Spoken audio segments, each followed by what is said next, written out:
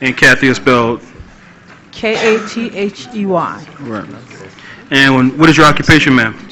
I work with Catholic Charities. I work with the rebuilding crew. I gut out houses. I help hang sheetrock. I do warehouse ordering. Basically, we help with the rebuilding here in New Orleans. Okay. And you have a school-age child? Yes, sir. A son? Yeah. And what's his name? His name is Benjamin Borso. Okay. Does he have a nickname? Yeah, they call him BJ. Okay. And where did BJ attend school in New Orleans prior to Hurricane Katrina? He was going to Gregory. That's Gregory Middle School? Yes, it is. And where did you live before Hurricane Katrina? 1922 Industry Street, New Orleans, Louisiana. And what ward is that? It's the 7th ward. Okay. And what grade was BJ in at Gregory? He was in, at the time, he was in 7th. Excuse me, I don't know that the voice is amplifying from that Can mic. you hear me? Now Is we it can. me? Okay. I think it I'll bring was it a little Steph. closer. And Okay. ma'am, before you go on, would you just spell your name again for us, please? Okay. Last name is Borso, B like in boy, Boisseau. And the first name is Kathey, Kathey. Thank you very much. Yeah. Please continue. Let me take you to the events on the days before, during, and after Hurricane Katrina. Where were you, ma'am, when the hurricane struck? At the time, we was in Sardis, Mississippi. We evacuated that Sunday night before the storm. Okay. And how long did you stay in Sardis, Mississippi? We stayed in Sardis, Mississippi, about 10 days. Okay. And where did you go after that? And we left from there and we went to Memphis, Tennessee. And how long were you in Memphis? About 14 months. Okay. And during that time, where were you living? At first, we stayed in a hotel for about a month. So about 2 months. Right off of Elvis Presley Boulevard. And then we got with a charity group and a church group to help us find housing. Was that an apartment? It was a house. It was on Peach Street. And how many of you were living in the house?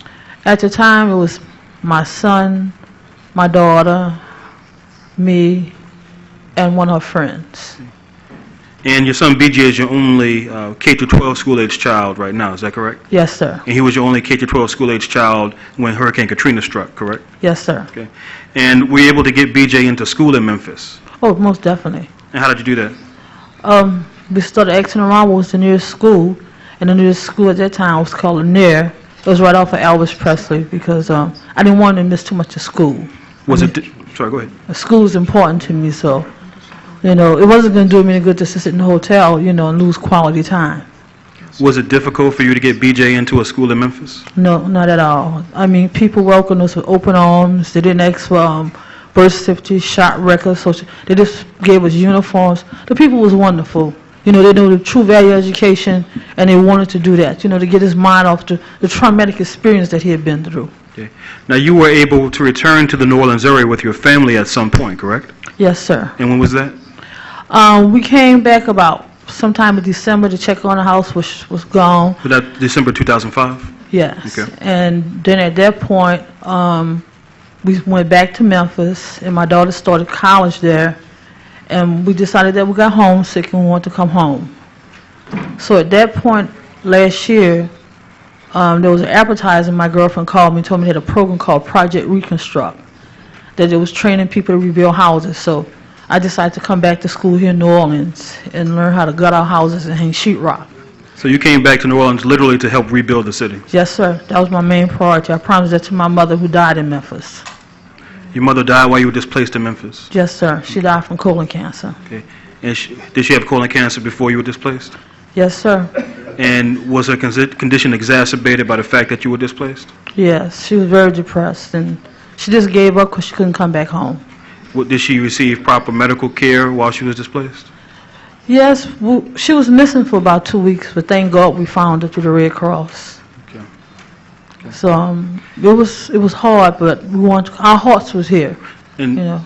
were you with her right before the storm struck, or did you evacuated and she stayed behind? Yeah, she couldn't travel. She was taking antibiotics with IV at the Veterans Hospital, and they said for to put on the highway that long because it took us 17 hours just to get to northern Mississippi. So she was under the care of the Veterans Hospital, Yes. and they weren't able to stay in touch with you and let you know what her status was.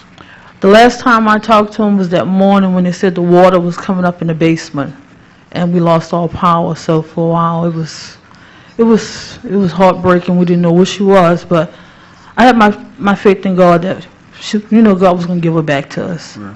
So 2 weeks after that, a friend of mine said he seen it on TV in Little Rock, Arkansas. She was with President Clinton, and he flew her back home to us in a private helicopter in Memphis. Right. Going back, ma'am, to your return to New Orleans, when did you return to the New Orleans area? I came back home. I started classes the day after Labor Day last year, In 2006. in 2006. And did your son BJ come back with you? Yes, sir. He was in Jefferson Parish. My sister was living in Harvey, Louisiana. At that time, she had so many people in our house. We was living in the garage. We was sleeping on the garage floor at the time. But my son was able to attend school. They took him right in at John Eric. And that was in Jefferson Parish, Louisiana. Yes, sir. And that's the political subdivision that's adjacent to New Orleans, to Orleans Parish, correct? Yes, it's over the river in Harvey, Louisiana. Okay. And how long did you stay in Jefferson Parish? We studied over there. Well, I found a place on this side of the river for BJ to continue to go to school across the river, because I was trying to get him in school over here, but I heard a lot of horror stories about the school system, so I was kind of leaning to let him stay over there. But when my sister decided to move to Westminster, Louisiana, she said that I have to take him back on this side. So were you staying in the garage with BJ during the entire time he was there? Well, after a while, I called up some homeless shelters on Barone Street, and I was able to go to a homeless shelter on Barone Street, and they took me in for about 6 weeks until I was able to get housing. So you lived in a homeless shelter in the city of New Orleans so that you could scout things out for your family for your return? Yes, sir. Okay. Now, at some point, BJ came to live with you in the city of New Orleans, correct? Yes, sir. And when was that? That was like, I think the third weekend, January, is when I went on my mission to try to get him in school. January of 2007 of this year? Yes, sir. Okay. And at what point did you start trying to get him into school? I started on the 23rd. Of January? Yeah. Okay. And what did you do to try to get him into school? Well, first I went to the recovery school. First I went to the school, and I was not aware that we had 3 different type of systems. So when I went to Warren Easton, they said, well, I'm sorry, this is a charter school. You can't come here. I said, what you mean? She said, you got to go on Poland Street. And that kind of confused me because I'm used to, well, my other kids went to Warren Easton. I'm used to you just walking to the school, and as long as you have your birth certificate, your social security card, you register your kids. So she said I had to go on Poland Avenue. And when I got there, they had a long line. I mean, a line of this world. And they had a lady sitting behind the window. And she said, well, you can fill out the application, but I don't think they do any good at this point because we don't have any openings anywhere. She said, you can scout around. She said they had a school uptown on Carrollton Street. She said they may have some room. She said, I heard. So I went to school uptown on Carrollton Street. They said they didn't have any room. I went to about 5 different schools. All on the same day?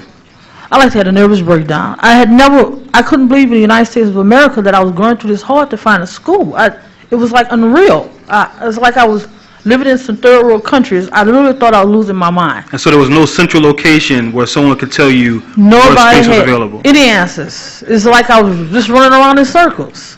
Everybody was shifting me from one place to the next. And did you enlist the support of friends or family in an effort to find schools for your son? Oh, yeah. I had a girlfriend of mine. She had been in the school system like for 29 years. And I finally went to her and I said, Mary, I need to get BJ into school. She said, well, go over to Down 35. I have a friend of mine. Her husband is the assistant principal. And maybe he can pull some strings and get him in.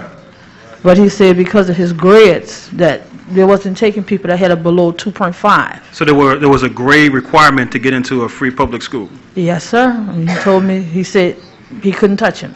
Was that a charter school or was that just a regular public school? It was Orleans Parish. That's another thing I heard. There's 3 different: Orleans, charter, and recovery. Okay. I'm learning now. And so the Orleans Parish schools, most of the Orleans Parish School Board schools are selective schools that require certain grades? That's right. If you don't have a B average or above, they won't touch you. Okay. And BJ wasn't able to meet that requirement? No, sir. But he was still a good student and studied hard? Oh, yes, indeed. Okay. Matter of fact, he's playing a football game right now. Great. Well, we'll try to get you out of here to get you over there. Okay. Now, going back to the Recovery School District, their offices at 1641 Poland Avenue in New Orleans, at some point, did the staff there deny you the ability to even sign up on the wait list? Yeah, she told me it wasn't no sense. She said because they were supposed to open some more schools, but it depends on the contractor, and she couldn't promise me at that point they'll have a school open in time. So I asked her what I was supposed to do. I mean, I'm just a parent. You should have this information. I don't have it, and she told me she didn't know. Ma'am, I'm going to hand you a copy of a document dated January 17, 2007. Yes, sir. It's exhibit number 20 at tab 20 in the Juris Binders. And ma'am, there's some bolded language towards the middle and bottom of that document. Could you read that aloud for us, please? Okay. Do not tell parents or send parents notes with parents saying you have availability at your school. If you have an opening, call registration and let them know. We have a very long waiting list of students waiting placement that must be placed on a first-come, first-served basis. Thank you. And that's a letter, or email rather, from a lady named Monique Pro. Yes, sir, that's what it says. Okay. And it says, as per Michael Hagan. Is that correct? Yes, sir. And is your understanding that both of those people are officials who work with the Recovery School District? Yes, sir. Okay. And is your understanding that that communication was intended to let principals know that they should not let any parents know whether space was available, that they should route them to the waiting list process? Yes, sir. Okay. And so that email was sent on January 17th, around the same time that you started looking for schools for BJ in New Orleans, correct? Yes, sir. Okay. You can hold on to that book for me, please. Okay. Now, you say when you went to the Recovery School District office on January 23rd, there were lots of other parents there as well, correct? Yes, sir. And were they given the same bad news? Yes, sir. Were they upset? Oh, boy, were they? About how many parents were there? Well over about 100, 125. I mean, it was so crowded in there, it was like you couldn't move. And it was a place I really didn't want to be there because people was real hostile, and we have a tend to take our frustrations on each other. It was sad. I couldn't believe, it just put me in shock. My son is in the military, and he went to Iraq, and... This is your older son? Yes. And what's his name? His name is Kevin Barso. And he had friends of his that served in Afghanistan, and they was over there building schools. And you mean to tell me you can't build a school here? I'm confused. I mean, we got soldiers over there dying. Don't you think they'd rather be here building their own city back?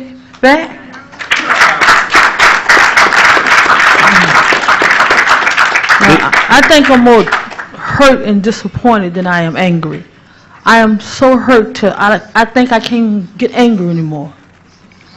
So, how long was BJ denied a spot in school? Over 2.5 weeks. Okay. And so, what did you do once you, made all the calls you could make? What did you do? What else did you do to get him back into school? Well, I have a youngest daughter. She's going to school to be a pharmacist. She's taking her prerequisites at Southern. So we got books and we started homeschooling him. And I had a girlfriend of mine got online, called, and we found out the criteria. At that point, I was really just homeschooling. Okay. Because I didn't know how long it was going to be, because it sounded like he might have been out for the whole year. Well, and the staff said that they didn't know when space would be available, right? Yes, sir. So you took matters into your own hands. Yes, sir. And what else did you do to try to get your son into school? I went to Washington, D.C., to protest against the school situation down here. And while I was in Washington, I got a phone call saying that they would make a run for my son. And I said, I'm not just here for him. What about the other 1,500 students that's on that waiting list? Right. I just don't represent one. I represent all of them. And ma'am, did that phone call come after you had taken legal action against the school district? No, at that point, I was in Washington. Okay. I took legal action afterwards. Okay. Okay, when as I was speaking to Senator Mary Landry at that time, right after the meeting, somebody called me on the side and said they made a phone call. Okay. And tell me about your exchange with Senator Landry. It wasn't very pleasant. Please do share. Well, she made education seem as though it was not important. You know, the building the inner structure of the city was more important. And to me, I was always taught a community had two most important things, a church house and a schoolhouse. Right. And both of these, you have to have a certain amount of education, intelligent, because without having a certain amount of education and intelligence, our children are lost. Mm-hmm. It's like society had literally let them down. And if we don't give our children books, they're going to find other ways to support themselves. Mm-hmm. So she seemed like it really didn't matter to her. How did BJ feel about all of this? He was really disappointed, because every time I came home, he would say, "Mom, I'm going to school tomorrow," and he would get very disappointed, because in my household, education is our solidarity of bringing ourselves out of poverty. It's our hope, it's our dream. And to me, I always taught my children to respect society and authority, and we have to give that back to our kids. Right. So he felt as though the system had really let him down. Now, that phone call you received while you were in Washington, was that from the school officials, or was that from some personal contact you had made to try to get your son into school? No, I got a card it's an ad from Senator Mary Landry. She gave me her card. And I don't know whether she made it or she got somebody else to make the phone call. Okay. They only relayed the message to me. Right. Could you open up your exhibit book, ma'am, to tab number 11? Mm-hmm. That's 12. Tab number 12, exhibit 12. Okay. 12? 12. Dosa? I hope I don't have it upside You got down. it. Mm-hmm. And ma'am, do you recognize that document as the lawsuit that was filed on your behalf, known as Boasso et al. Versus Picard et al.?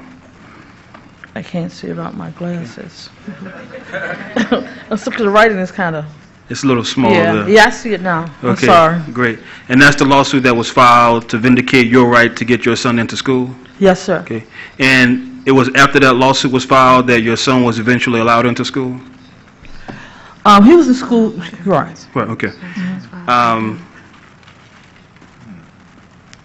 So your son was, after the lawsuit was filed and legal action was taken on your behalf, your son was eventually allowed to enroll in school in New Orleans, correct? Yes, sir. And what school was he enrolled in? He's at John McDonald's. Okay, and that's a John McDonald Senior High School? Senior high, on Esplanade. Okay. And has he had a good experience at John Mack, as they call it? Unfortunately, no. I mean, they're shorter teachers, they're shorter staff. For almost over a month, my son didn't have a math teacher. I have been to the school. I've written a letter to Michael Higgins. I spoke to his secretary about him getting some tutoring during the summer. I spoke to Mr. Jackson, the principal. He said he was going to try to get him some help. I didn't hear from anybody. And for over 5 weeks, not to have a math teacher is crucial at this stage. I mean, math is hard enough when you're dealing with it on a daily basis, but not to have a math teacher for 5 weeks, it's been hard. I'm afraid with this school year going to bring. So your son was kept out of school for over 2 weeks, denied enrollment, and then he didn't have a math teacher for about 5 weeks. Yes, sir. So he missed a significant amount of time, correct? Yes, sir. He said most of the time for his math period, they either was in the library or they was in the gym. Okay. I have no further questions for the witness unless the jurors have questions. Sergeant Toro? I'm a little confused on when your son was allowed to go back to school. He was allowed admission February, I think it was February the 3rd or the 4th. Okay. And you said that they called you while you were in D.C. that he would be allowed to go back to school. No one called me. Okay. Someone relayed a message to me and said that my son wouldn't be allowed to go to school. But I never received a phone call from the Recovery School District. Oh, okay. Okay. I got you. Thank you. Mr. Churchill? Did you have a question? No, ma'am. Oh, okay. Anybody else? No other questions, you No can other step down. Okay, thank you. Thank y'all so much. Thank you.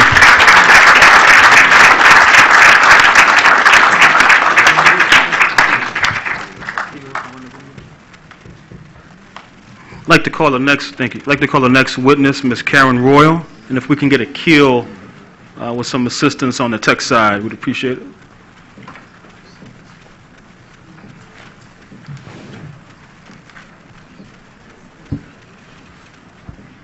Could you raise your right hand, please?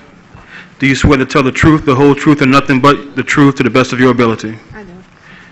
Could you put the mic closer to you, please? Could you test, please? Test. Thank you. Okay. Could you please state and spell your name for the record?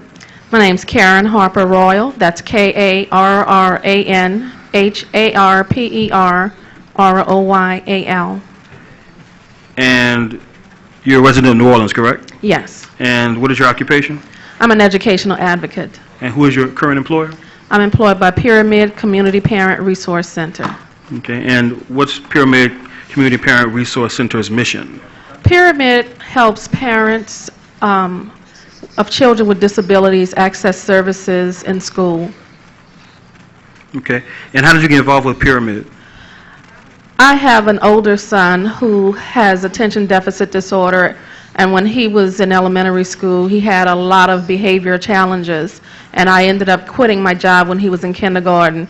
And all that time, I basically became an advocate, not even knowing what an advocate was, but I knew that I had to make the schools do the right thing for my son, because in kindergarten, he was constantly removed from the classroom, and I knew that it would only get worse as time went on. So I started going to the school every day, and I just became a volunteer at the school. I became a person who educated themselves about how to help their child, and as time went on, I realized that the school district and our schools were just not prepared to help children like my child, and I spent a significant amount of time Financial capital of the world. going to school board meetings, trying to educate the school board members about what children like mine needed. And I just became an advocate. Okay, and you still have one school-age child, correct? Yes, I also have an 11-year-old who also has attention deficit disorder, and he's in public school in New Orleans. Is he also identified with any other exceptionalities? He's a gifted young man. He's very gifted in reading, and he's talented in theater. And what school does he currently attend? He's at the Lusher Charter School, the site that took the building from Forshey. And is that the same school that he attended prior to Hurricane Katrina? He attended the Lusher Elementary School prior to Hurricane Katrina, but it was all a part of the whole system. But at that time, there wasn't a high school, middle. They had a middle school, but it was not at the campus it's at now. And Lusher is a selective admission school, is that correct? Yes, it is. And what are the requirements to be admitted to Lusher? When he was in kindergarten, he had to take some kind of a test to get in. Okay. And where did you live pre-Hurricane Katrina? I lived in a Gentilly section of New Orleans, Okay, and how far is that from the Lusher school? about 10 miles, And about how long was the commute for you to get to and from Lusher? about 30 minutes. 30 minutes each way? Yes. Okay. At this point, we want to roll a video clip. Way back 2 years ago today, New Orleans and the Gulf Coast were battered mercilessly by Hurricane Katrina. The rebuilding continues still, but the city, New Orleans, slow to get back to business. CNBC's Scott Cohn joins us now from the Big Easy with one family's struggle with the recovery. Thanks, Mark. We're in the Gentilly neighborhood in a block, Soldier Street, where the water was up to the eaves, and it is so uneven here. There's a house with a FEMA trailer. Here, the homeowner has come back. This house in front of me here is vacant. Imagine if this was your block, and you had to live with all of this, the process of rebuilding, and all of this unevenness day after day. It's about as early as a day can begin. Just after midnight, and UPS driver Kenneth Royal is getting ready for work. Let's see what else I need to tell you before I go to bed. And time for he and his wife Karen to catch up. Aren't you forgetting something? For most of the last 2 years, he's been doing this by night and rebuilding by day. Not much time left over for sleep. It became normal, you know, when I got into that mode, I kind of stayed in that mode. And While Ken drives 3 hours to Lake Charles, back at home, Karen grabs a little sleep. But she's up at dawn to get 11-year-old Kendrick ready for school. Come on, Kendrick! No school buses anymore, so Karen has to drive him, at least half an hour, depending on traffic. How will these people function? Only then can Karen begin her workday as an education advocate for several nonprofit organizations. We're hoping to project that out into the future. These days in New Orleans, it's more than a full-time job. She's attended 3 meetings by 10:30. We cannot have a vibrant university unless our neighborhood comes back. Early afternoon and a rare success. The University of New Orleans will support building a new high school in Karen's neighborhood to replace the one that was destroyed. I'm just telling you now, this school is going to happen. At 3:30, work is on hold. No school buses, so it's back to pick up Kendrick. Then at 4:15 to the post office. Another Katrina nuisance. Some of her mail still goes to a P.O. box. Driving home, Karen always tries to find a scenic route. The direct route takes them past too many reminders of destruction. You just have to keep putting those pretty pictures in your mind because you live around such ugly stuff. What you got for tomorrow? I don't know. I need to look at my computer. 6:15 and Ken goes to bed. Karen will stay up working until 3 in the morning. It's the new normal in New Orleans, where a day can last longer than 24 hours. This day, the 2-year anniversary of the storm, is a little bit of a respite from all of that. Some people congratulating themselves for making it this long and hoping to continue to hold out. I just want to show you some headlines from the New Orleans Times-Picayune. This is today for the anniversary. Thank you to all the people who have helped New Orleans. But 1 week ago, the lead story was about a patient who leaped to his death from an ambulance, talking about the struggles with the mental health system and all the stress. Last Thursday, a story about the levee system. And this past Tuesday, the state's still questioning whether it's getting its fair share of the aid from the storm. So there is just this constant litany of problems, even as you try and get on with everyday life. And that may help explain why the recovery from Hurricane Katrina is still going so slowly. Aaron? Thank you. That's the end of the video presentation. Ms. Royal, was that video presentation an accurate depiction of the struggles that you and your family face? Yes, but that was probably an easy day. There are days when I have a whole lot more to do because of another part of my job is going to schools with parents trying to get services for their children. And it just so happened that at this time, the Recovery School District schools are not open, but oftentimes I'm at different schools helping parents fight for the rights of their children. Okay. So in the video presentation, you mentioned, or at least the host alluded to, issues regarding transportation. Does the Lusher School not provide free transportation to and from school for your son? Not for my son. Okay. And why is that? Well, when we came back from the storm, after my son returned back to New Orleans and he re-enrolled in Lusher, at this time it had become a charter school. And I realized the Friday before school started that I had not received any information about transportation, so I contacted the school. And the secretary told me, well, we're a charter school now, we don't have to provide transportation. And he had transportation prior to Katrina. And because I'm an advocate, I know about the state laws, and I know that there's a state law that said that you have to provide transportation. And so I asked to speak with the principal. And so I was told that she would contact me. And when she eventually contacted me, she told me that in their agreement with Orleans Parish School District, they don't have to provide transportation. And so I just asked her to give me that in writing, and she did. So she sent you a written letter saying? Yes. Okay. And what did you do at that point? At that point, I contacted Tracy Washington and started legal action. And Tracy's a local attorney? Yes. Okay. And so Tracy filed a lawsuit on your behalf? Yes. Okay. I'm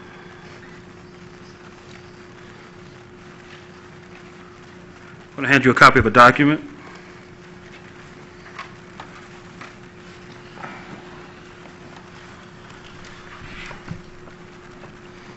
It's exhibit number 24 at tab 24 in the Juris Bonders.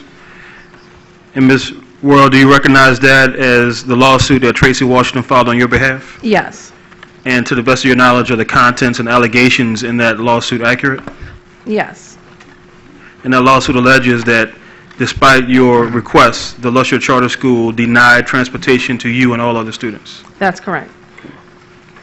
Do you know what the resolution of that lawsuit was?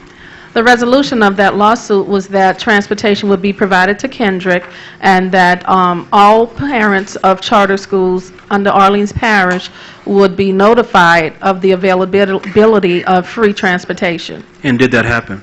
Kendrick was provided transportation, but no notice went out. So parents, to the best of their knowledge, transportation was still not provided? It wasn't, Okay. unless the parents somehow got in touch with me, and I was able to walk them through the process.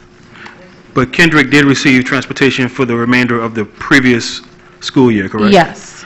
Now, let's fast forward to the school year that recently began. When did school start for Lusher? I think it started around August 13th. Okay.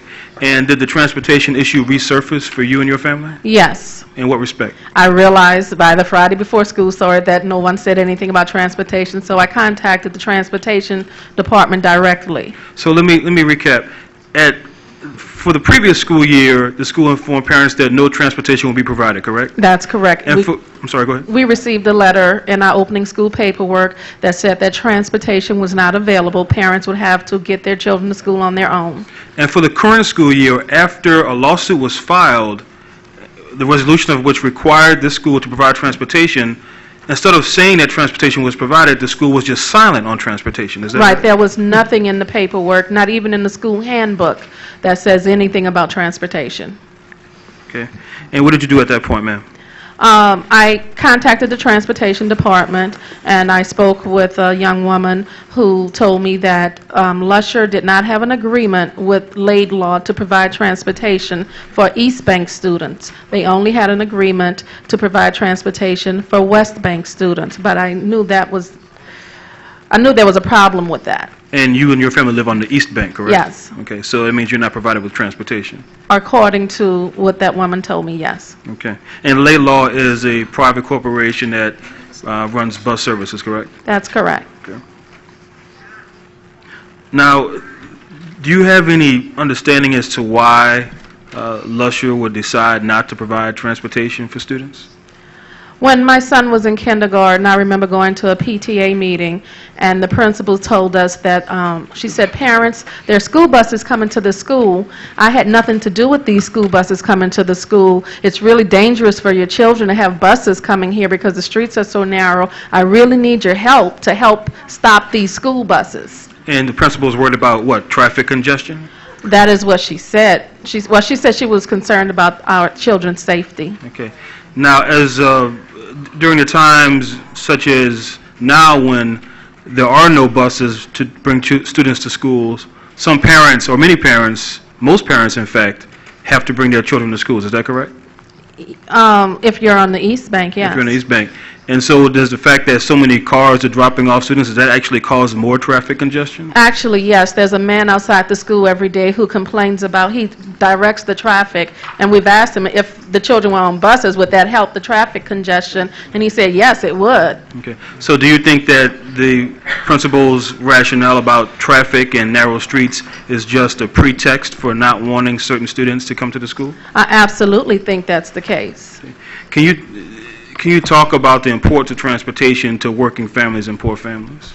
Well, you know, New Orleans is a city run by tourism. Many of our families work in hotels and restaurants, and they don't always have the ability to leave work at 3:30 to go pick their children up, or to not go into work until after their child goes to school. So for a certain class of people who are working in the tourism industry at low wages, their children won't have the opportunities to go to the so-called best school in the city.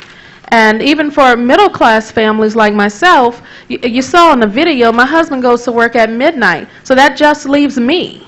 And I work also, and if I'm supposed to be out of school helping a parent for an 8 o'clock meeting, then I can't be bringing my son to school at that time.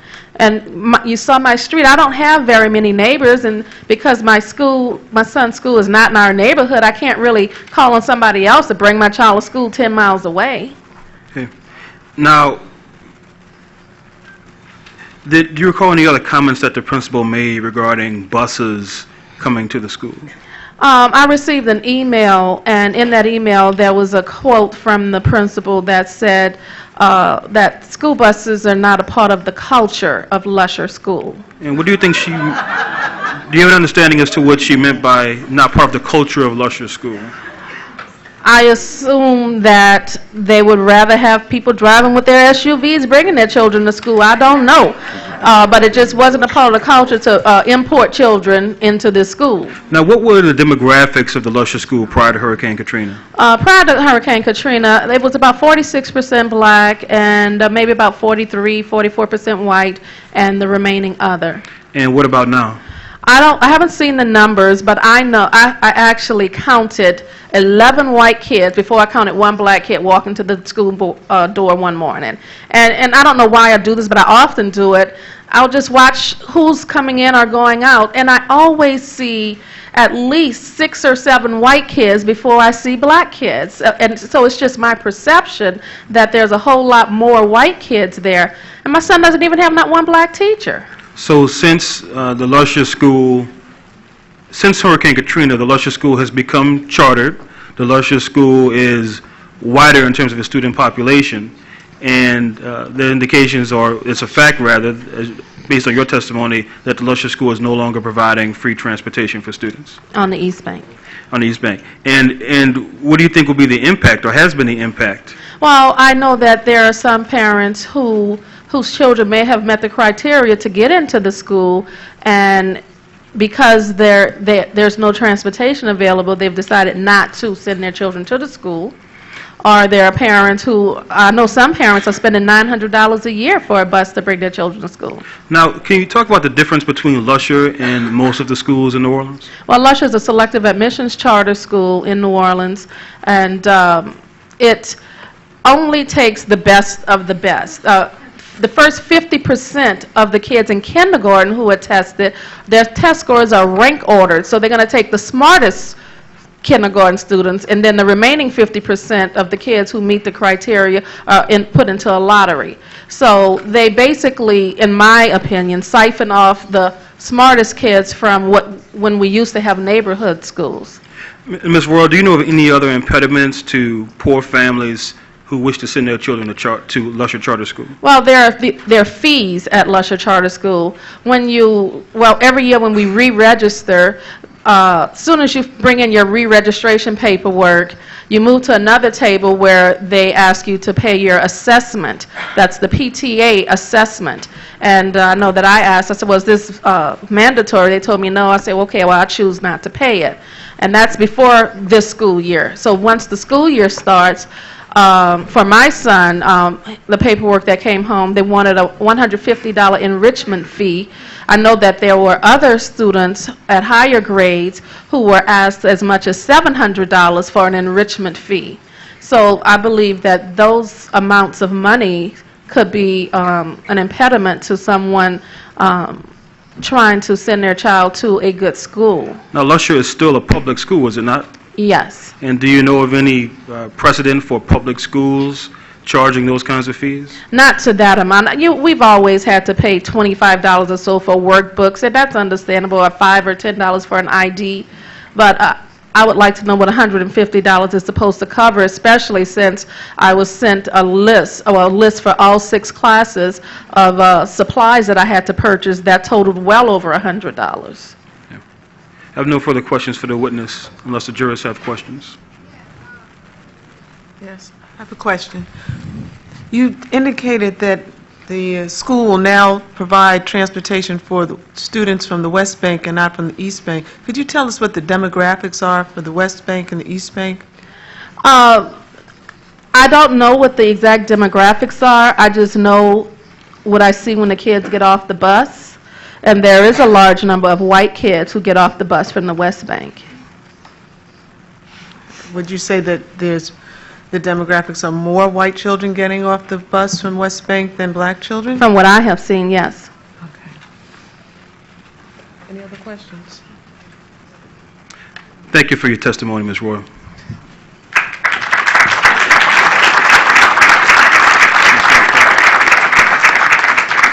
Our final witness is actually a group. I'd like to call up Mr. Broderick Webb from the Downtown Neighborhood Improvement Association's Education Committee and members of the Fire Youth Squad.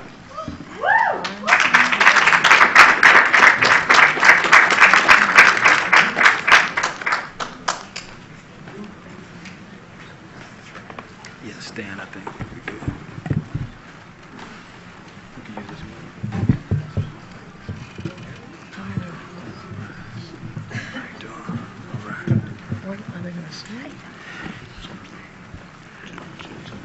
Could you all raise your right hands, please? Do you all promise to tell the truth, the whole truth, and nothing but the truth to the best of your abilities? Yes, I do. Let the record reflect that all of the witnesses indicated in the affirmative.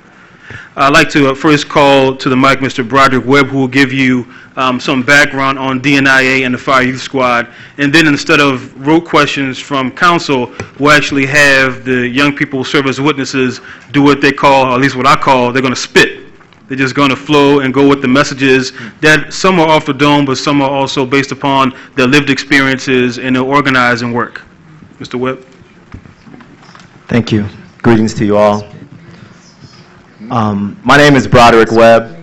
I'm a native of New Orleans. I am a product of the Orleans Parish School System, and I'm a member of the Downtown Neighborhoods Improvement Association Education Committee, and I am an adult supporter of the Fire Youth Squad. The Downtown Neighborhood Improvement Association is a neighborhood association, but we don't focus most of our attention on keeping people's grass cut or making sure unwanted businesses don't open up around the corner from us, those kinds of things that people often associate with neighborhood improvement associations in the North American context. We are actually interested in broad quality of life issues, education, housing, health, for all. So in the wake of Katrina and Rita in early 2006, we began meeting. I say we, it's a broad group. Some of the people whose participation that we have benefited from testified before you already. And we continue to receive unbelievable and inspiring support from so many. We began to meet and talk about education. We began to meet and talk about the throngs of young people that had been abandoned, as you've heard from most of the witnesses, on the streets of New Orleans post-Katrina. Thousands of people, thousands of young people were not engaged in any kind of positive developmental process in the months after Katrina. That first year, few schools opened, and many students weren't attending school. And when schools did open, as you have heard, there were all kinds of roadblocks to them actually receiving anything approximating quality education. So our group decided that we would start to work with those young people. We would actively seek them out and try to create some kind of vehicle whereby their voices and their stories and their ideas could be highlighted and shine a light on the path towards improving public education, actually constructing something we like to call world-class community-centered public education.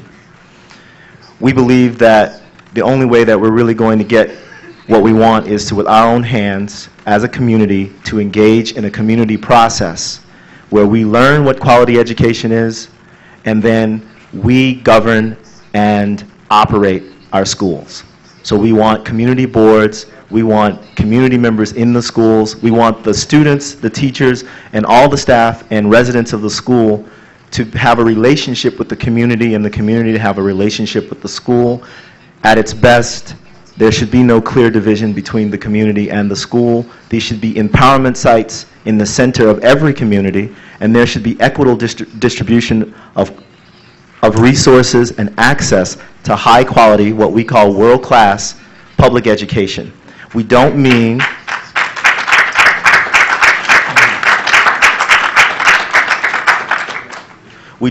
some kind of sophisticated cover-up for privatizing education, any kind of select and sort buyout for those people who have the capital and the resources to navigate that course. We mean you can walk around the corner or roll your wheelchair around 6 blocks from your house to get to a quality school.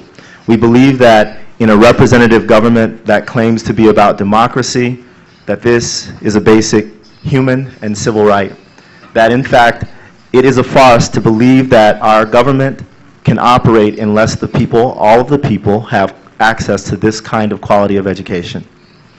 And so, as we build structures and vehicles to try to create this, create models of this and a pilot of this, we know that we cannot do it if we don't engage the people who are most directly affected by our public education system, our young people. They have within each of them untold universes of value. As we drive the streets of the United States, particularly in urban America and particularly in places like Pine Ridge and Hardscrabble, we look upon them with a sort of contempt, I believe. I say we, I think that's our society. We fear them, we think they're hoods, we think they're stupid. Our system, our education system, poses that they don't know anything, and that we're going to have to just pack it into them until they get it. We're going to drum it into it until they get it. When in fact, we should recognize that the way that you engage in educating someone is you actually draw out the value that is already there, and from there build new experiences that allow them to expand on the invaluable thing that they already possess. So we created youth forums where we would hear from young people, and they were named things like the I Have a Dream Youth Forum. They were named things like the Community Open Mic Youth Forum. And out of that, out of their mouths and out of their minds and their hearts and their souls, came an idea that there might be a group of young people who would continue to meet on a regular basis and strategize how they can improve the public education system, how they could advocate for better public education. That group became the Fire Youth Squad. That group went on to hold, I think, a pivotal press conference in the history of American education. On October 9th, in 2006, a small group of young people stood on the steps of now infamous John McDonough High School and spoke to the world about the conditions that they were experiencing in the post-Katrina schools. And while we had many problems before, there were many unprecedented atrocities happening in the schools. More security guards than teachers, minimum security like prison environment, no books, icicles and sandwiches, a revolving door of teachers, lack of teachers, 100 people sitting in the auditorium, calling it a class, no library. We had several police officers on campus. Kids were being incarcerated, creating records. We felt that this was unacceptable. We acknowledged that if these were not the lowest income and kids of color, particularly kids of African descent, that America, and I dare say most people around here, would not stand for that. So they themselves would also not stand for it. In this post-Katrina reality, they responded by saying, you know, we deserve better than this, and we're going to get up and do something about it. So they spoke to the world, and since that press conference, I read these scholarly articles from around the country, and you know what they talk about? They talk about the list of demands and the wants and the things that were enumerated in the Fire Youth Squad's October 9th press conference. If I may interject just for a second, Mr. Webb, that list of demands, in fact, the entire press kit from their press conference is at Exhibit 22, tab 22 in the jurors' binders. Thank you. I wasn't aware of that. But they went on to do a lot of great things, and I'm just going to leave it at that. I'm just here to really segue to hearing their voices. Thank you.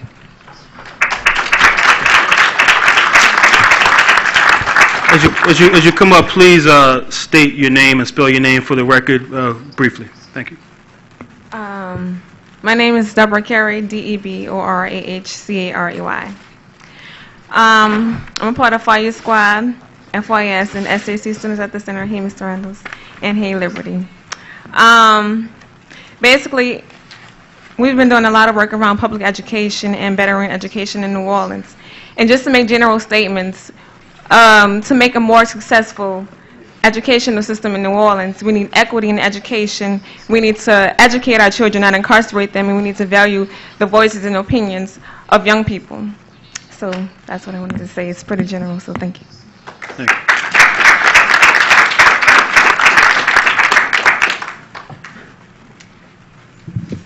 Kind of tall, y'all.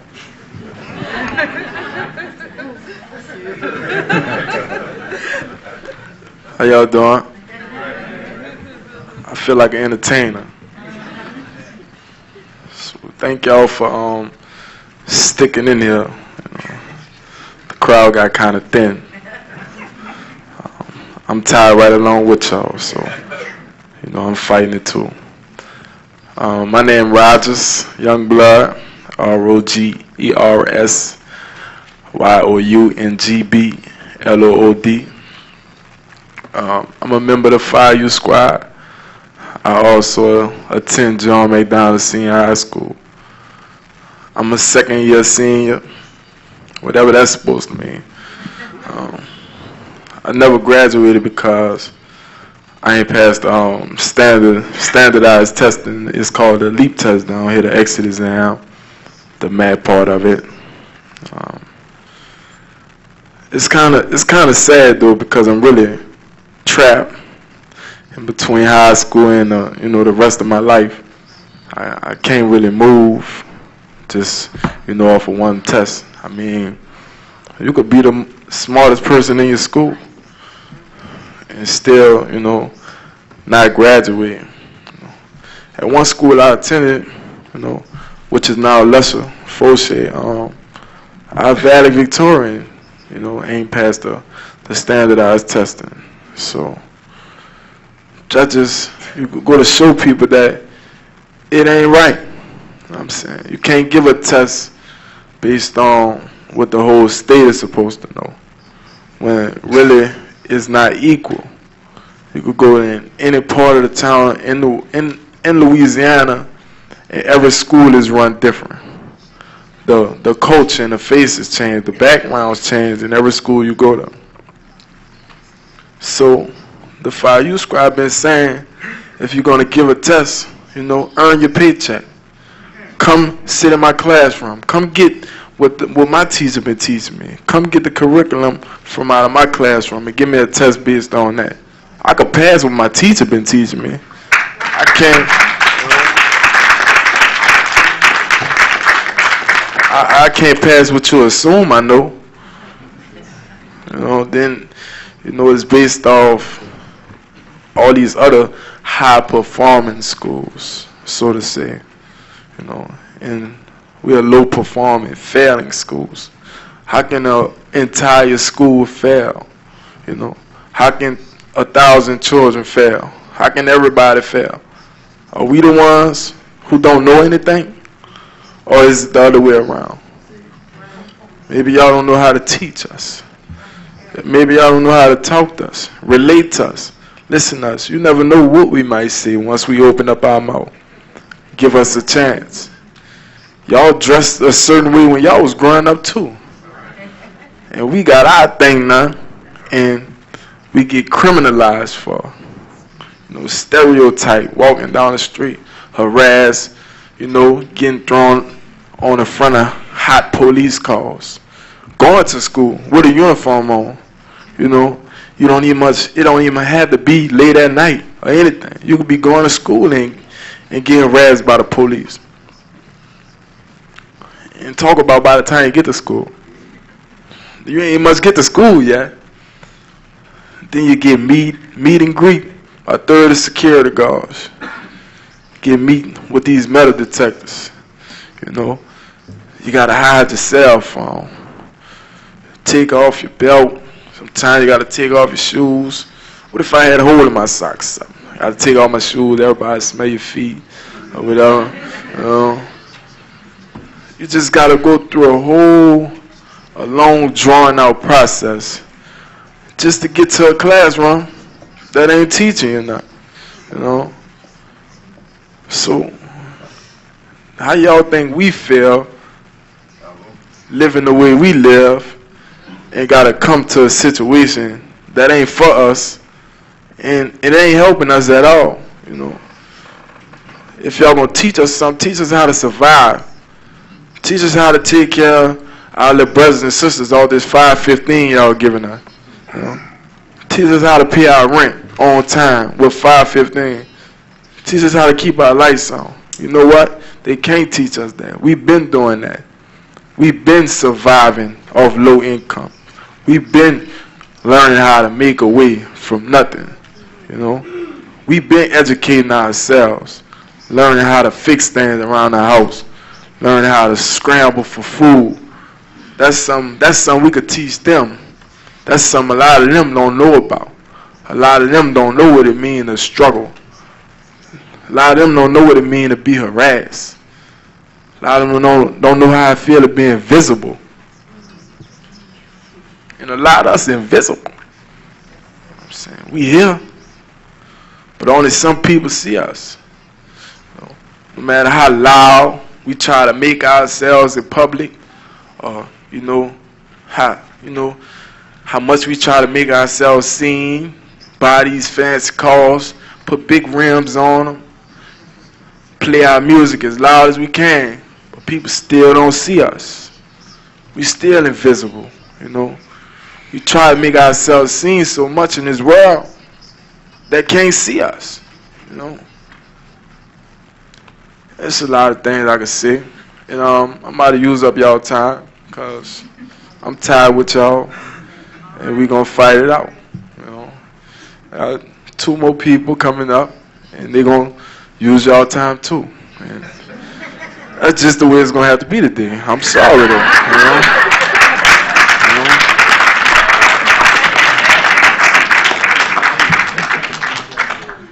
Thank you, Mr. Youngblood. But I don't want to break nothing, so. Like you could just hand the mic to the next person whenever you. I feel comfortable like this. You know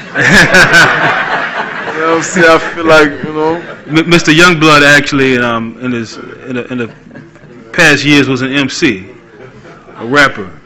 Yeah, I also possess some MC talents, entertaining qualities. You know, and sometimes MC means pass the mic. Well, I'm not an MC tonight anyway. I'm a Fire Youth Squad tonight. All right. But let's get back to these. I know y'all need a lot of entertainment tonight, you know, because y'all just, you know, look real dead, you know. I'm sorry, you know. Y'all need some kind of relief because I've been in here for like 3 hours, and it needs to stop. But back to what's going on every day I wake up. Then it's like, it's no diversity in it. It's none of us making decisions about what's going on, you know. It's nobody I know from my community saying what's good for my community. It's people from all these different places, and they're admitting publicly they don't know. They're admitting it. They're saying, I don't really know what I be doing, but I be doing it, you know. And they're the ones who get the resources to run these charter schools, you know. And I don't know how I feel for some of y'all to listen to our stories, but you know, I feel to fight for food. You know what I'm saying? What kind of demand is that? To say I want some grits in the morning? What kind of demand is that? Why we gotta fight for that? You know, I can see we'll fight for keep our grass cut, like this gentleman Roger said, but instead we gotta fight for grits. You know, instead we could walk in any bank, which I don't have too much money, but we could walk in any bank and see 1 or 2 security guards. And you could walk in an elementary school and see 30. So you could protect millions of dollars with 2 security guards. But you trying to protect us from an education with 25 security guards. See, the reason why they got so many police and stuff in the school, because they know they're doing something wrong. They know it ain't right. You know?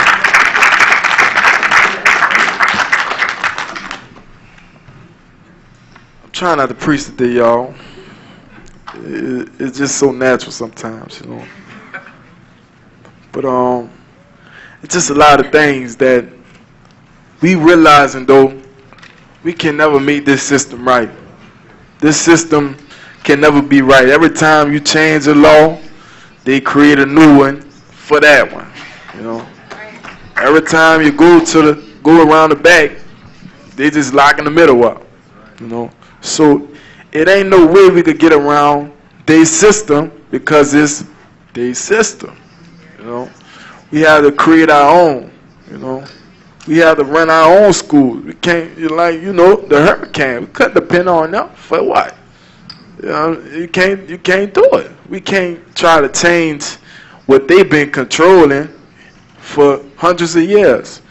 You can't come play Monopoly after 600 years and thinking you're gonna get on board. It ain't happening. This lady yawning. I thought she would give me the time signal. I'm sorry. We do need to move on to the other witnesses, Mr. Young. It's messed up, y'all. We appreciate you, man.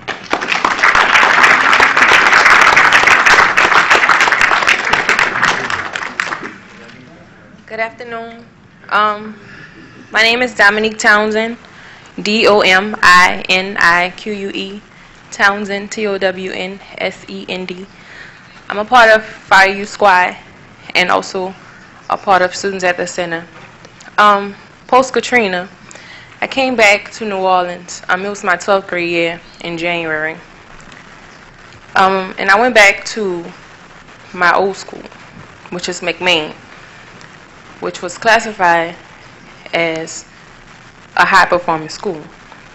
And after Katrina, since there weren't many schools open, other students from schools all over the city were there. And when I first got back, I was like, this school is not the same. They have all these ghetto children, you know? And to me, it was a surprise. And like, I didn't know how to handle it. And then I was in one of my English classes, which was a student at the center class. It was very different. I didn't know what was going on in that class. But it was very diverse. We had many students from all different schools, from all different backgrounds, and all, from everywhere. And in this class, we discussed a lot of topics that really affected us. And I came to realize that most of those students that was stereotyped because of the schools they were in were just like me. And the same issues that I was facing, the same things that I was going through in my everyday life. It was like, it was my own reflection. And because of the different settings and the names we put on our schools and on our children, it affected me. And I saw through the eyes of liars, because that's what I was told, that they were dumb, that they didn't know anything, and that I was wrong. Y'all are wrong. For the people who don't give the schools who are called low-performing schools the right resources. Equity. Equity means value. That doesn't mean equality. Equal means, okay, take McMain and Forshey for example. Forshey is no longer here, but we were right down the street. McMain had what it needed for that time period. Forshey, they may not have. Equality means if Forshey gets 6 books, McMain gets 6 books, right? Okay, but if McMain already has, and Forshey is still behind. Equity. Forshey needs more than what McMain has and what you're going to continue to give. So if we bring Forshey up to what McMain is, and then lift them together. That's the only way we can have equality.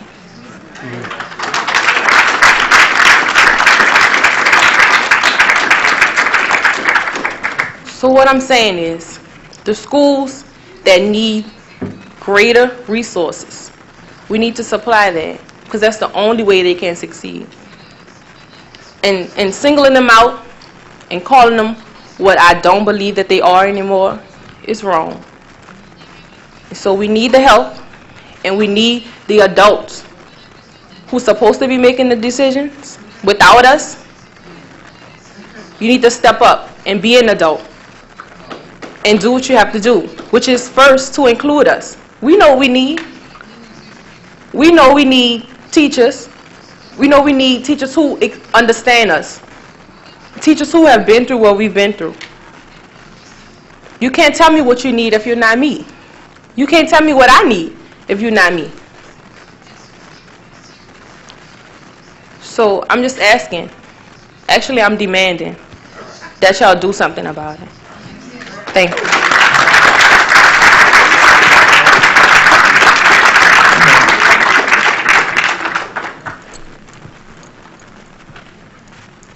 Hi, my name is Sade Womack, SHARDAEWOMACK, and I also attended my school, which was Eleanor McMain Secondary High School after Katrina. I had the same experiences Dominique had, and I am a member of the Fire Youth Squad and Students at the Center. Dominique basically told the story. Everything she said is true. And if anybody needs a second, I'm that person to come to. But today, I think what's important beyond the issues that they were talking about was us.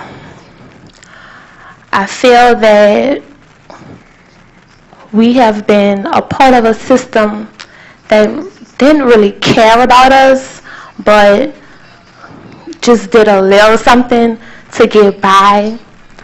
And I'm tired.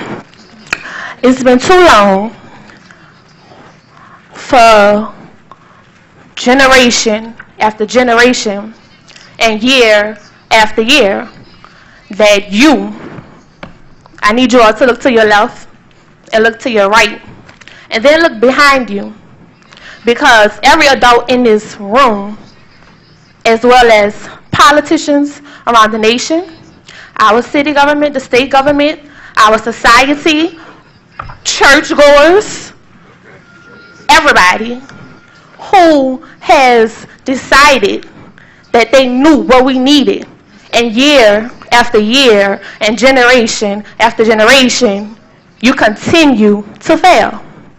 Now, I was told, once you fail, get up and try again. But if you're trying the same thing, that ain't working. I don't think it takes a PhD to know that something is wrong. Okay? So, why is it taking so many years for our people, for our government, for the United States of America to understand that the children, we are important. We are the future. See, without us, when everybody in this room get respectively older, this United States of America can come to a horrific crumble before your very eyes. And who will you blame?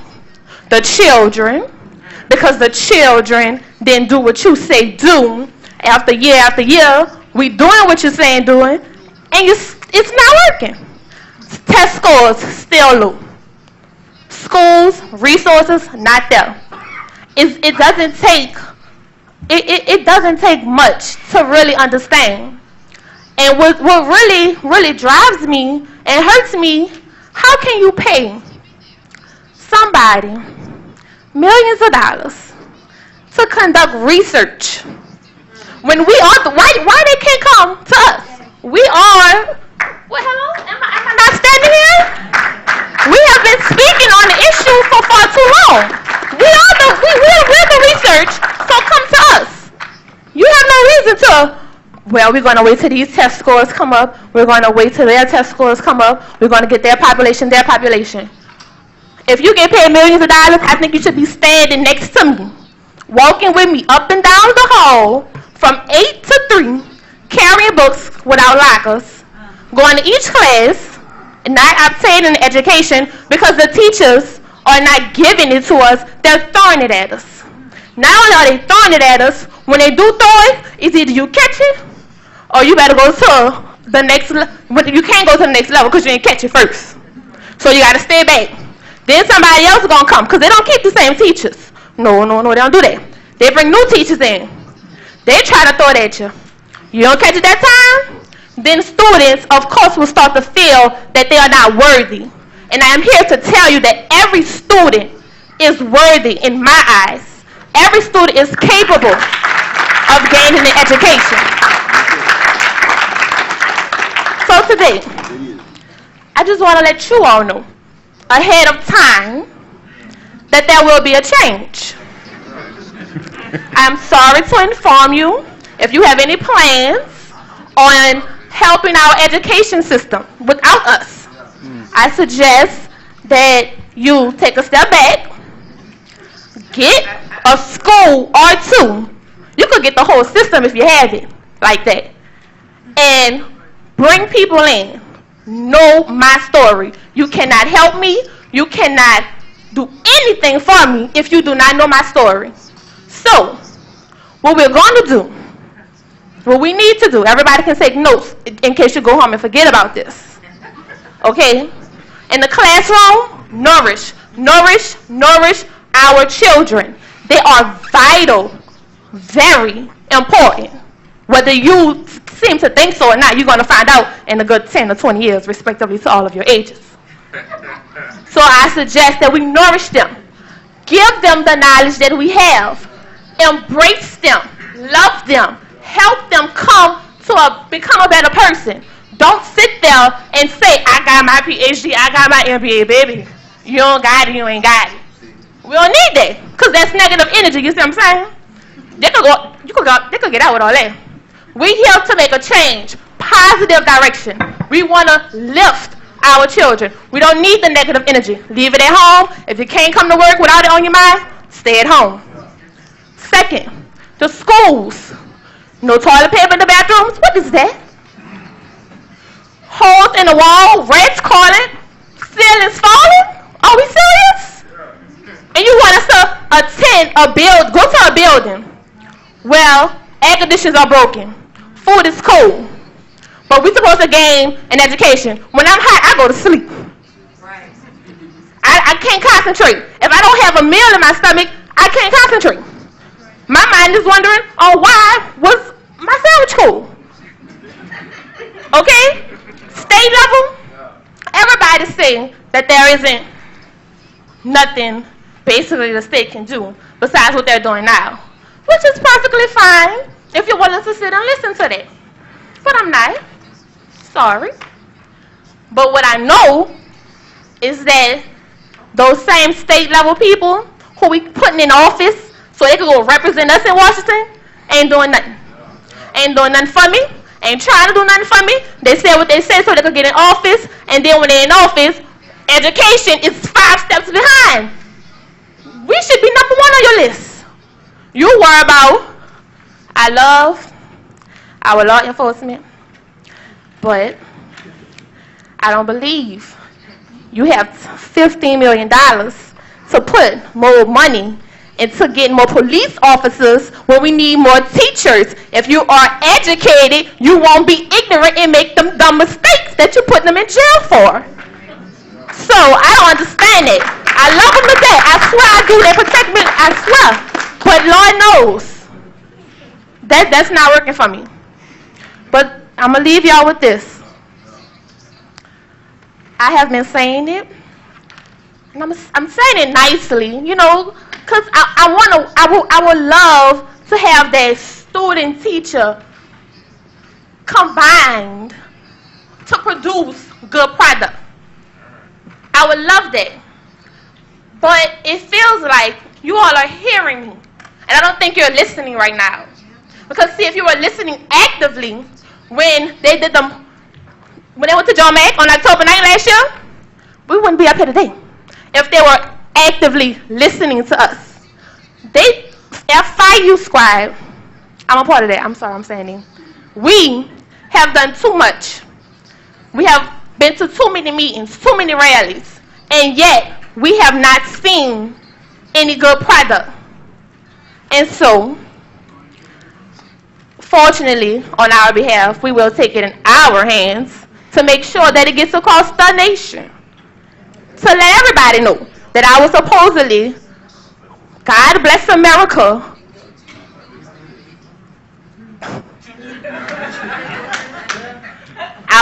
America, I'm going to leave it at that. The nation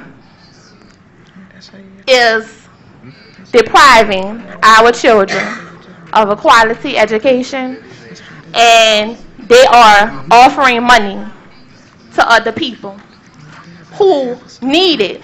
But if you can't take care of us at home, my mama always told me, you take care of your house first. Clean your room. Then you go out. We ain't clean the room yet, ladies and gentlemen. So I stand before you today and ask, will you clean the room? We will help. And if not, we can clean our own room if you can help. But we would love to work with all of you, whoever can help. Somebody, if we got to go across these, please send us. But anybody, we're making a call to the world. We just want an education. I didn't know we had to ask. I'm sorry. If we had to ask, I'm sorry. The Fire Youth Squad needs to have an education. I'm sorry if we didn't ask before. Thank you.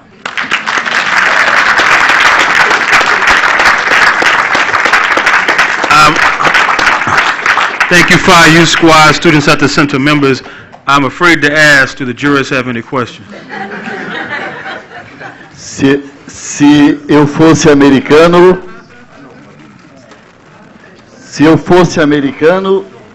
if I were American, ela para presidente da República. I would call on these youth to be the presidents of our country. All right.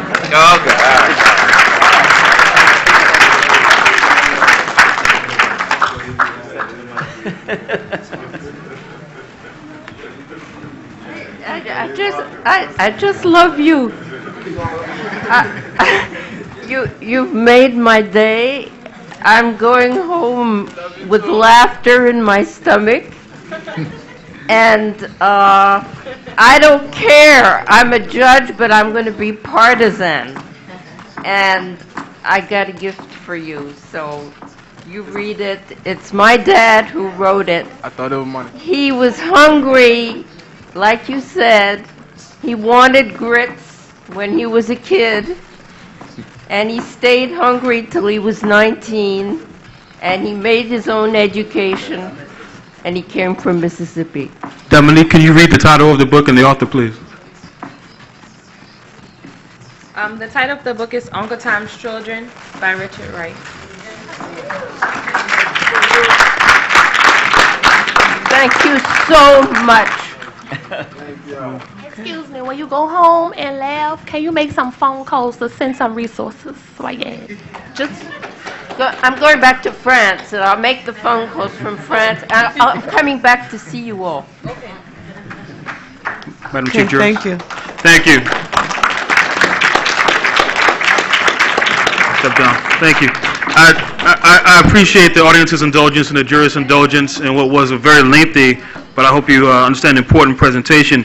In closing, I'll just make reference to the international human rights instruments that I referred to earlier in the presentation. I will not recap those, but I do want to say that the hardships that governmental entities and individuals have experienced since Hurricanes Katrina and Rita are no excuse for the kinds of human rights violations that you've heard about in education tonight. For example, after 2 years of war in the country that was known as Zaire, that country was found to have violated the right to education because schools were shut down for 2 years, even though the country was war-torn. So, given that, in a situation like this, by corollary, surely the right to education has been denied under international law. But more importantly, what we're talking about is not a legal or factual impossibility. We're talking about a pre-Katrina agenda. We're talking about a post-Katrina agenda. We're talking about purposeful, deliberate, intentional violations of rights. Social stratification, equality for some, short end of the stick for the others. Your Honors, the prosecution rests. Thank you very much. Can the judges rest? Your Honors, at this point, we're going to close the prosecution's case for this evening, and we would like convener Louisa Hanoune to close us out officially for the evening.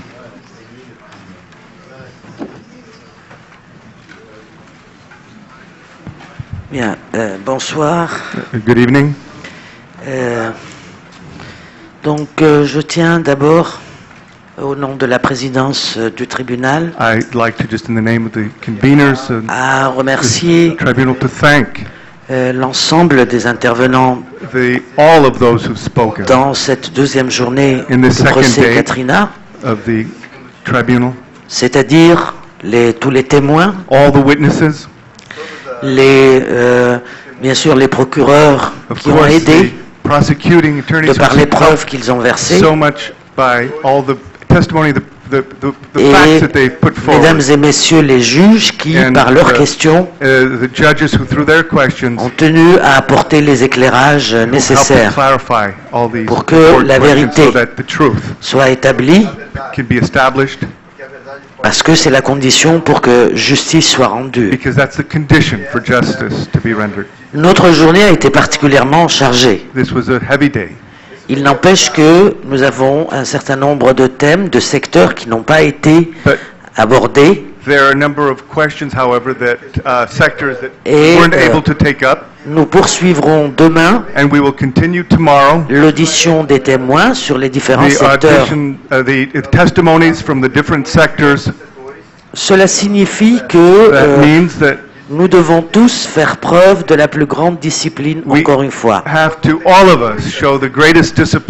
Parce que, du point de vue de la démocratie, il n'est pas possible de sacrifier un secteur. Because from the point of view of democracy, it's not possible to sacrifice one sector. Parce que effectivement, chaque secteur ou chaque thème Because in effect, every sector, each theme to be taken up, non seulement a trait à la vie des hommes, des femmes et des enfants de Nouvelle-Orléans, not only is it an aspect of the lives of the women, children, and men of New Orleans, mais il apporte les éléments qui établissent l'ampleur du désastre. But it gives us in all its dimension the scope of this disaster.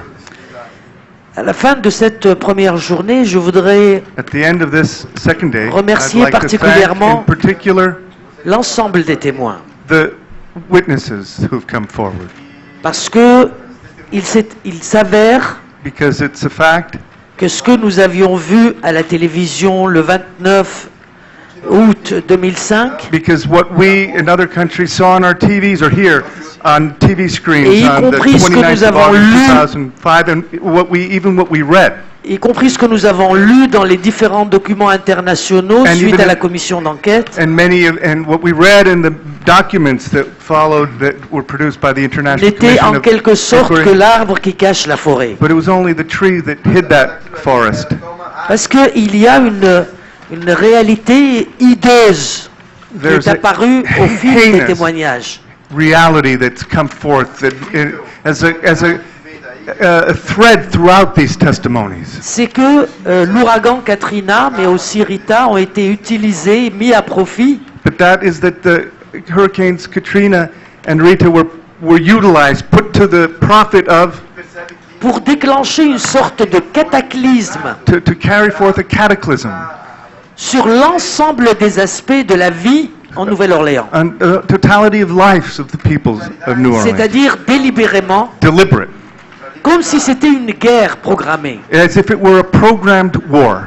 détruire toutes les formes d'organisation sociale, destroy all the forms of social organization, les liens sociaux et familiaux, the social and familiar family links, la remise en cause des droits démocratiques, syndicaux, ouvriers, sociaux, putting into question and undermining and attacking all the labor, human and social rights, la remise en cause des droits culturels et entrée à l'identité, and the destruction of the cultural rights, the rights to identity, la remise en cause du système éducatif public, the undermining and the destruction of the public education system, par la remise en cause des normes qui existaient, the putting into question all the norms that have been established, et jusqu'à la remise en cause des droits politiques, and up to the questioning and undermining of avec political en rights. tête le droit de vote qui And first constitue of all, the right to vote, which le fondement constitutes de la citoyenneté. is the foundation of citizenship.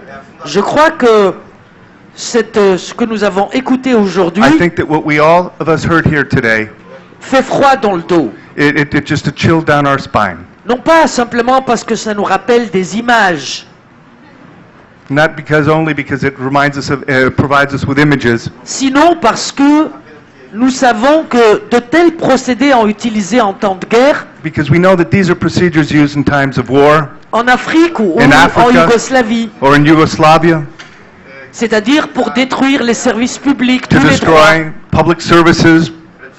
Mais c'était à chaque fois des injonctions des institutions financières Always internationales. at the injunction, and you always come back to these injunctions from the international financial Là, il institutions. s'agit d'un sinistre Here, it's a cataclysm.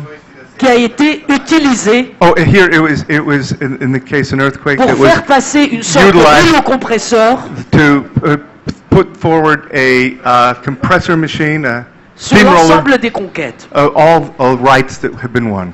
Alors, c'est pour cela que quand un jeune témoin a dit And that is when apprenez-nous à survivre, a young witness said, "Teach us how to live." j'avais envie de lui dire personnellement, I had the desire to say tous les personally, peuples de la terre all the peoples in the world ont à apprendre have to learn de cette résistance, that this resistance, de cette combativité of this resistance here, de of this cette combativity, détermination of this determination, extraordinaire, which is extraordinary, de cette volonté de of this- reconquérir les droits, of will to reconquer our rights, d'arracher la reconstruction, to win back the reconstruction, de se réapproprier Of tous les attributs de la dignité humaine. all reattribute, to reconquer all the aspects of human dignity. Alors je crois que dans la I poursuite think de nos that travaux, in the pursuit and the continuation of our work, il y a ce qui relève du droit, there is that which is De la the domain justice. of law and justice and rights and mais justice, il y a ce qui relève de notre